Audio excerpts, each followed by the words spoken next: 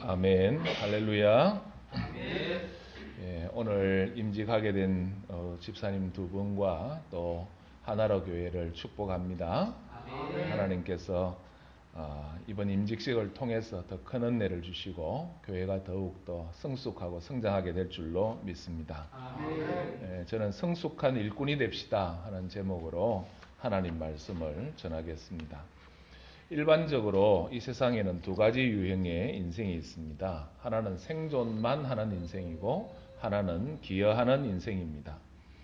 일생을 살아가는 수많은 사람들, 대부분 사람들은 생존만 하다가 인생의 막을 내립니다. 그러나 비록 그 수가 많지는 않지만 소수지만 이 세상에는 우리가 살아가는 이 세상의 많은 사람들에게 보다 나은 세상이 되도록 기여하는 인생을 사는 분들도 있습니다. 영국의 역사가인 토인비는 이런 사람들을 창조적 소수다 그렇게 불렀습니다. 그들은 비록 소수지만 그들에 의해서 우리 인류는 문화와 정신과 예술의 꽃을 피우고 과학과 환경의 발전을 일으켜서 보다 나은 삶의 공간을 만들어 왔습니다. 그렇다면 여러분, 생존만 하는 인생과 기여하는 인생의 차이를 만드는 것이 과연 무엇이겠습니까? 성경은 생존을 위한 인생과 기여하는 인생의 차이를 성숙이라 그렇게 가르칩니다. 오직 성숙한 사람만이 이 역사에 기여하고 사회에 기여하고 또 하나님 나라와 교회에 기여하는 인생을 살게 됩니다. 그러므로 인간됨의 의미, 참된 그리스도인의 삶의 의미는 단순히 생존만 하는 인생이 아니라 기여하는 인생으로 살아가는 성숙함에 있다고 할 수 있습니다. 그렇습니다. 여러분, 우리에게 하나님이 요구하시는 것은 생존을 넘는 성숙입니다. 성숙함에 의해서 우리는 단순히 존재하는 인간이 아니라 기여하는 인간, 창조적인 인간이 되는 것입니다. 그냥 하루하루를 생존만 하는 것이 아니라 하나님이 원하시는 인간으로 만들어져 가는 것입니다. 그것을 우리는 영적인 성숙이라 그렇게 부릅니다. 물론 우리가 영적으로 성숙한다 하여도 먹어야 살고 마셔야 살고 입어야 삽니다. 그러나 성숙한 사람은 먹고 입고 마시고 살아가는 것, 그 이상의 가치와 의미를 고민하며 살아갑니다. 그래서 예수님은 우리들에게 무엇을 먹을까, 무엇을 마실까 염려하지 말라 그렇게 가르치셨잖아요. 그리고 계속되는 마태복음 6장 32절, 33절 말씀을 기억하실 겁니다. 이는 다 이방인들이 구하는 것이라 너희 하늘 아버지께서 이 모든 것이 너희에게 있어야 할 줄을 아시느니라. 그런즉 너희는 먼저 하나님의 나라와 그의 의를 구하라. 그리하면 이 모든 것을 너희에게 더하시리라. 그렇게 약속하셨습니다. 무슨 말씀입니까? 참된 그리스도인들은 생존을 위해서 사는 인생이 아니라 이 세상과 하나님 나라와 교회에 기여하는 인생을 살아야 한다는 말씀입니다. 그래서 구원받은 우리 그리스도인들이 고민해야 할 가장 중요한 과제는 영적인 성숙입니다. 오늘 우리는 새롭게 임직해서 하나로 교회를 충성스럽게 섬기게 되실 안수 집사님 두 분을 격려하고 축복하는 참으로 복되고 귀한 자리에 함께 있습니다. 이런 뜻깊은 시간에 저는 우리 모두가 예수님을 닮은 성숙한 일꾼이 되어서 단순히 생존만 하는 인생이 아니라 하나님 나라와 교회를 위해서 기여하고 이 세상과 지역 사회를 위하여 기여하는 복된 인생 살아가기를 주의 이름으로 축복합니다. 그러면 여러분, 우리는 어떻게 하나님 나라와 교회에 기여하는 인생, 이 사회와 이웃에게 기여하는 그런 성숙한 일꾼이 될 수가 있겠습니까? 첫 번째는 자신의 은사를 잘 사용할 줄 알아야 합니다. 은사를 헬라어로 카리스마라 그렇게 말하는데 이 어근은 카라라고 하는 단어입니다. 그러니까 기쁨이라는 단어가 이 은사의 어근입니다. 이걸 이제 일반적인 사람들은 재능이라고 말하기도 합니다. 그래서 우리가 은사에 맞는 일을 한다든지 재능을 맞는 일을 하면 신나고 즐겁다는 것입니다. 그래서 저는 은사가 뭔가 이렇게 물으면 쉽게 이렇게 대답합니다. 내가 좋아하고 잘할 수 있는 일, 신나는 일이 은사다 그렇게 말합니다. 내가 좋아는 하는데 잘 못하면 은사는 아닙니다. 내가 잘하긴 하는데 좋아하지도 않고 기쁨이 없으면 그것도 은사가 아닙니다. 이 두 가지가 다 만족되어야 은사라고 말할 수 있습니다. 그래서 하나님이 각기 우리에게 주신 은사를 따라서 그 은사에 따라서 직분을 주셨는데 그 직분을 잘 감당할 때 우리는 생존만 하는 인생이 아니라 기여하는 인생이 되는 것이죠. 저는 음악을 참 좋아합니다. 근데 문제는 음악을 잘하지를 못한다는 거예요. 그러니까 음악은 제 은사가 아니에요. 제가 이제 목회자로 이렇게 헌신하게 되었을 때 제일 큰 점이 뭐냐? 이 음악에 은사가 없다는 것입니다. 그래서 이제 오늘처럼 반주가 없는 시골교회, 개척교회 저도 이렇게 시무를 했었거든요. 제일 문제가 피아노 반주자, 찬양 인도자 있을 때는 큰 문제가 없습니다. 립싱크를 해도 아무 문제가 없는데 이제 인도를 하게 되면 문제가 생기는 겁니다. 여러분 알다시피 제가 좀 저음이거든요. 그래서 첫 음을 저음으로 내가 원래 하던 대로 잡으면 분위기가 확 처집니다. 그래서 야, 이 분위기가 너무 처진다 싶어가지고 그날 음을 잘못 잡으면 완전히 새로운 편곡이 일어납니다. 그래가지고 예배 분위기가 이상해지는 거예요. 그래서 야, 참 내가 음악을 좋아하긴 하지만 음악을 잘하지는 못하는구나. 그러니까 음악은 제 은사가 아니에요. 그래서 찬양대를 하지 않습니다. 대신에 저는 이제 말씀을 가르치고 말씀을 선포할 때 참 기쁘고 좋아요. 사람들이 그래도 곧잘 한대요. 예. 그래서 저는 이 은사를 통해서 하나님 나라와 교회에 기여한다는 작은 보람과 기쁨을 가지고 지금까지 사역을 하고 있습니다. 여러분 은사를 따라서 섬기시기를 바랍니다. 오늘 본문 첫 구절인 7절을 한번 보십시다. 우리 각 사람에게 그리스도의 선물의 분량대로 은혜를 주셨나니, 우리 주님께서 우리 각 사람에게 주신 은혜의 선물이 바로 은사입니다. 그리고 8절에서 10절은 예수님께서 부활하시고 성천하시면서 승리자로서 이 땅 만물 가운데 주님의 뜻을 충만하게 이루어 가시기 위해 주님을 구주로 믿는 자들에게 은사를 주셨다고 말합니다. 그리고 11절은 지도자들에게 주신 구체적인 은사에 따른 그런 직분들을 이야기하는데, 어떤 사람은 사도의 은사를 받아서 교회가 개척되지 못한 지역으로 보내심을 받아서 교회를 세우는 특별한 부르심을 받았어요. 아마 오늘날 같으면 선교사와 같은 은사라고 생각이 됩니다. 또 어떤 사람은 선지자의 은사를 받아서 예언의 말씀을 선포하고 말씀으로 주의 백성들을 권면하고 경책하는 은사를 받았어요. 어떤 사람은 예수 안 믿는 사람에게 복음을 전해서 예수를 믿게 하는 특별한 은사를 가진 분도 있었고요. 그런가 하면 어떤 사람들은 이미 믿은 주의 백성들을 잘 가르치고 양육하며 세우는 목사와 교사의 은사와 직분을 받은 사람이 있었다는 겁니다. 지금도 교회 안에 많은 은사가 있고 직분이 있습니다. 근데 이렇게 저마다 우리 주님께서 각 사람에게 주신 은사와 역할을 잘 알고 자기가 좋아하는 것, 자기가 또 잘할 수 있는 것, 하면 기쁜 것을 가지고 여러분 살아갈 때 교회에 기여하게 될 것입니다. 하나님 나라에 기여하게 될 것입니다. 그리고 사회와 이웃에게 기여하게 된다는 것입니다. 사랑하는 하나로 교회 성도 여러분, 그리고 오늘 임직하시는 우리 집사님 두 분, 생존을 위해 사는 인생이 아니라 뭔가 교회와 하나님 나라와 세상에 기여하는 성숙한 인생을 살아가시기를 축복합니다. 그렇다면 먼저 여러분의 은사와 재능을 잘 파악하시고요, 이것을 잘 사용하기를 바랍니다. 하나님이 은사를 주시고 직분을 주신 거거든요. 그래서 그 직분을 기쁨으로 잘 감당하시기를 바랍니다. 그러면 여러분은 생존을 넘어 기여하는 복된 인생 살게 될 줄로 믿습니다. 그러면 여러분, 우리는 어떻게 하나님 나라와 교회와 세상에 기여하는 인생을 살 수 있을까요? 그런 성숙한 일꾼이 될 수 있을까요? 두 번째로, 자신을 넘어서 서로 섬길 줄 알아야 합니다. 은사를 사용한다고 할 때, 우리가 직분을 가지고 섬긴다고 할 때 가장 유의해야 할 점은 은사를 사용할 때 자기 만족의 수단으로 삼아서는 안 된다는 것입니다. 기독교 사역의 궁극적인 대상은 일이 아니라 사람입니다. 우리가 일을 섬기는 게 아니에요. 사람을 섬기는 것입니다. 이걸 잊지 말기를 바랍니다. 만일 내가 내 은사를 발휘해서 하나님 주신 직분을 감당하면서 하나님의 일을 한다고 하는데 사람들에게 상처를 준다면 그것은 기독교 사역의 목표를 아직도 이해하지 못한 사람입니다. 왜냐하면 하나님의 일은 하나님의 사람을 섬기는 일이기 때문입니다. 그래서 하나님의 일을 하기 위해서는 전문성 이상으로 영적 성숙이 선행되어야 합니다. 오늘 12절 말씀을 보십시오.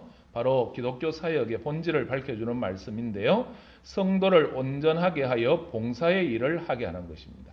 온전하게 한다는 이 헬라어가 카트러티스모스라고 하는 단어인데 의학적으로 뼈가 어긋난 것을 맞추어서 제자리에 있게 한다. 그래서 온전하게 한다. 그런 뜻이거든요. 이것은 우리가 목회자뿐만 아니라 모든 교훈들이 은사를 사용해서 직분을 통해서 뭘 해야 되는가? 우리의 형제들과 우리의 이웃들을 잘 회복시켜서 그들도 하나님 나라 위해서 이웃을 위해서 기여할 수 있는 사람으로 세우는 게 우리 사역의 목표다. 그 말씀입니다.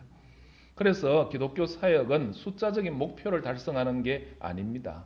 내 곁에 있는 한 사람 한 사람을 나의 은사로 하나님 주신 직분을 가지고 내가 할 수 있는 일을 가지고 잘 섬겨서 그들이 영적으로 성숙할 수 있도록 회복하도록 해주는 게 사역이다. 그 말씀입니다. 그런데 만일 내가 사역의 이름으로 이웃에게 상처를 주고 가슴 아프게 한다면 영적 성숙이 이루어지지 못하고 오히려 믿음의 퇴보를 가져다 준다면 차라리 사역을 유보하는 게 나을지도 몰라요. 오늘 이 세상에는 상처받은 수많은 사람들이 영적 회복을 기다리고 있습니다. 여러분, 이들을 잘 섬기는 자가 되기를 바랍니다. 누가 이들을 잘 돕는 천사가 될 수 있겠습니까? 고 장영희 교수라고 여러분 유명한 이제 그 영문학 교수가 있었죠. 그분이 남긴 책 중에 이 아침 축복의 꽃비가 하는 책이 있습니다. 이 책 1장의 제목이 당신은 나의 천사라고 하는 장인데 장영희 교수가 미국의 대표적인 여류 작가인 앤 테일러의 소설인 바너비 스토리를 소개를 하고 있습니다. 이거 간단한 이야기입니다. 바너비라고 하는 명문 출신의 사람이 사회에서 낙오자가 되어요. 그래서 심부름센터에서 직원으로 일을 하게 되는데 삶이 자꾸 어려워지니까 절망 가운데 빠지게 됩니다. 그런데 자기 집안에 전통이 하나 있었습니다. 자기 가문에는 그날 자기가 만난 자기에게 도움 준 사람을 천사로 그렇게 이제 기록을 하는 습관이 있었습니다. 그러면서 그날 자기가 그런 마음을 먹은 겁니다. 오늘 천사를 만났으면 좋겠다. 그리고 그 사람을 내가 기록을 하겠다. 그런 마음을 가지고 기차역에 갔다가 소피아라고 하는 자기보다 6살 많은 이제 여인을 만나게 돼요. 근데 이 은행 여직원인 이 소피아라는 사람의 도움을 받아가지고 그가 참 인생을 새롭게 살게 되는 이야기입니다. 근데 그 이야기에 어떤 에피소드가 있냐면 장영희 교수가 미국에 갔다가 앤 테일러라고 하는 사람을 직접 만났다는 거예요. 그래서 이제 그분에게 자기가 소설을 읽어봤다고 그러면서 이렇게 물어봤답니다. 당신이 진짜 천사를 만나본 적이 있느냐고. 자기는 농담이라고 그렇게 말할 줄 알았답니다. 그런데 그분이 진지하게 이렇게 말을 하더래요. 물론이죠. 이제껏 살아오면서 저는 수많은 천사를 만났습니다. 오늘 만난 당신이 나의 천사일 수 있습니다. 나 역시 당신의 천사일 수 있습니다. 우리는 서로에게 천사가 될 수 있습니다. 그렇게 이야기하더라는 거예요. 이분이 그 말을 평생 잊지 못했다. 그 이야기를 그 책에서 쓰고 있는 것을 보았습니다. 여러분 옆에 분 한번 보세요. 서로가 나의 천사가 될 수 있어요. 예, 이 하나로 교회는 천사가 많기를 바랍니다. 천사를 잘못 해석해서 천년 먹은 뱀으로 하면 안 되고 정말 서로를 섬기고 도와주는 사람, 그런 사람이 가득한 교회가 되기를 바랍니다. 이렇게 우리 그리스도인들의 사역의 본질은 내 자신을 넘어서 서로가 서로에게 도움이 되는 섬김을 주는 천사가 되는 거예요. 그때 비로소 우리는 성숙한 자로 세상에 기여하고 하나님 나라와 교회에 기여하는 자가 될 줄로 믿습니다. 우리 임직자 여러분, 또 하나로교회 성도 여러분, 자신을 넘어서 서로 섬기는 자가 되기를 축복합니다. 그러면 여러분, 우리는 어떻게 하나님 나라와 교회와 세상에 기여하는 성숙한 일꾼이 될 수 있겠습니까? 마지막 세 번째, 자신을 넘어 교회 공동체를 세울 줄 알아야 합니다. 그러면 여러분 12절의 말씀처럼 우리가 우리의 형제들과 이웃을 온전케 세우는 이 섬김을 실천하는 궁극적인 목표가 무엇이겠어요? 그것은 그리스도의 몸을 세우려 하심이라 하는 말씀에 나와 있습니다. 그런데 이 세운다는 말, 이게 영어로 빌딩이잖아요. 그죠? 빌드업 하는 거잖아요. 그러면 세운다는 이 빌딩의 반대말이 뭐겠습니까? 파괴한다, 허문다. 그런 뜻 아니겠어요? 여러분, 교회가 교회답게 세워지는 일은 정말 귀한 일입니다. 저는 이 하나로 교회 오늘 임직식 하는데 너무 감동이 되는 거예요. 1년 6개월 되셨죠, 그죠?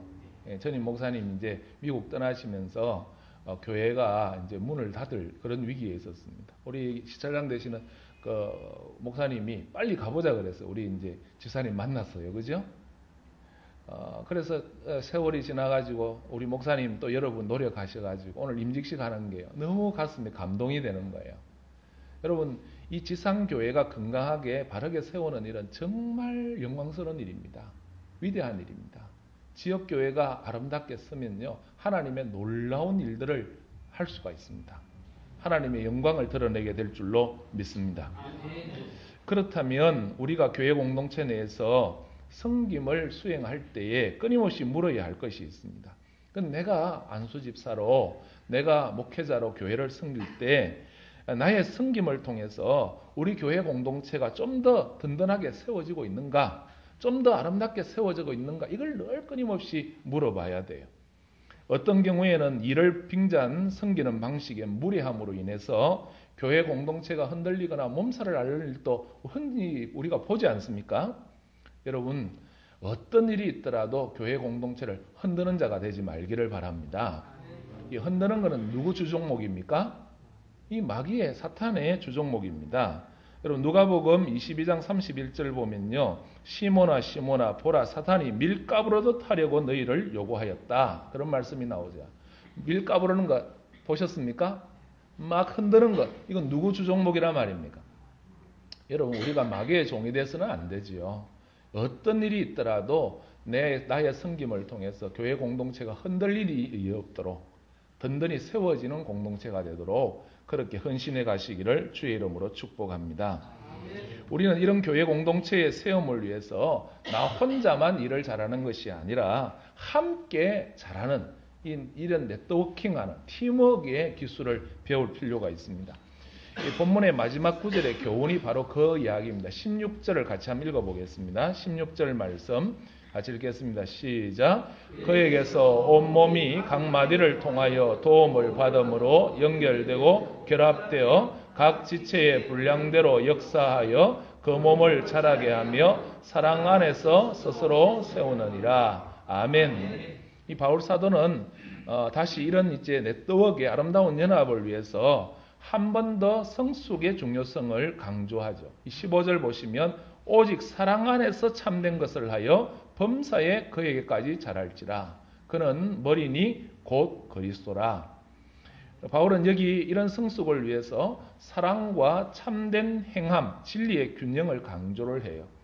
여러분, 무조건 좋다는 사랑만 있으면요, 방종하기 쉽고요, 사랑 없는 진리는 서로를 해치는 날카로운 흉기가 되는 것입니다.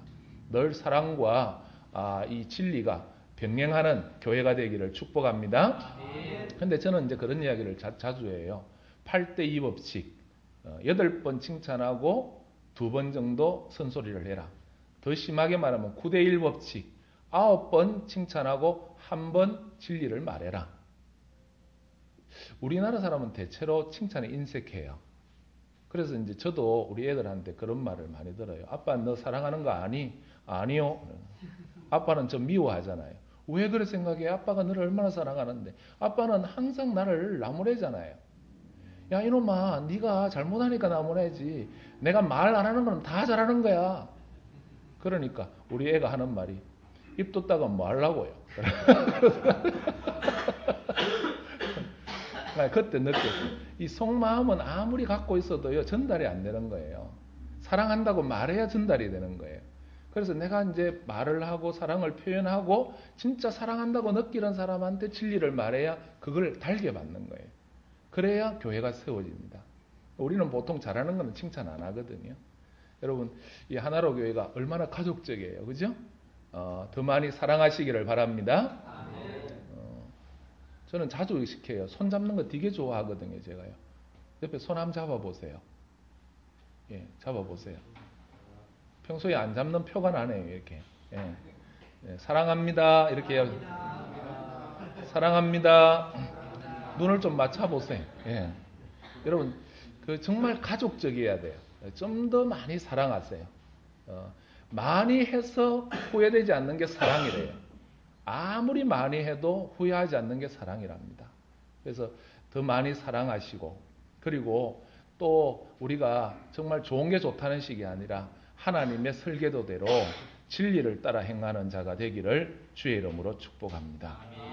그래서 지체들이 뜨겁게 사랑하고 그 사랑 가운데서 진리에 입각해서 책망도 달게 받는 그런 공동체가 된다면 정말 성숙한 교회가 된다는 거예요. 어린 나이에 오류에 빠지지 않고 성숙해서 주님이 기뻐하는, 기여하는 인생, 기여하는 교회가 된다는 것입니다. 저는 이제 우리 두 분 집사님하고 한 몇 개월 그 평신도 신학원에서 매주 한 주 만났다, 그죠? 만났는데 참 좋으신 분들 같아요. 우리 좋은 분을 일꾼으로 세우는 것은 교회의 복인 줄로 믿습니다. 정말 나를 넘어서 서로 섬기고 공동체를 든든히 세워가기를 바랍니다. 근데 정말 내가 일을 잘하는 것 중요하지만 그거보다 더 중요한 것은 좋은 인품을 가지는 거예요. 정말 사랑하기를 바랍니다. 뜨겁게 사랑하기를 바랍니다. 목회자를 사랑하고 성도들을 사랑하고 정말 이곳에는 사랑이 넘친다. 그렇게 느낄 만큼 사랑하십시오. 그리고 진리를 따라서 지도자를 따라서 힘차게 나아간다면 정말 하나님 기뻐하는 그런 공동체가 될 줄로 믿습니다. 저는 오늘 우리가 그렇게 고백했으면 좋겠어요. 주님, 예수님 닮은 성숙한 제자가 되기를 원합니다. 그냥 존재만 하는, 생존만 하는 인생이 아니라 교회를 위해서, 하나님 나라를 위해서, 세상과 이 지역 사회를 위해서 뭔가 기여하는 인생이 되고 싶습니다. 그렇게 우리가 기도했으면 좋겠어요. 그래서 이 하나로교회 이름 보니까 참 착한 하나로교회 이렇게 되어 있네요. 예, 참 이름도 좋습니다.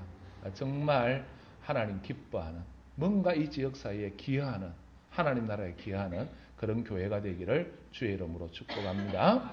예, 그런 교회가 되도록, 그런 임직자가 되도록 우리 한 1분간 사회자 목사님 나오실 때까지 우리 한번 기도하겠습니다.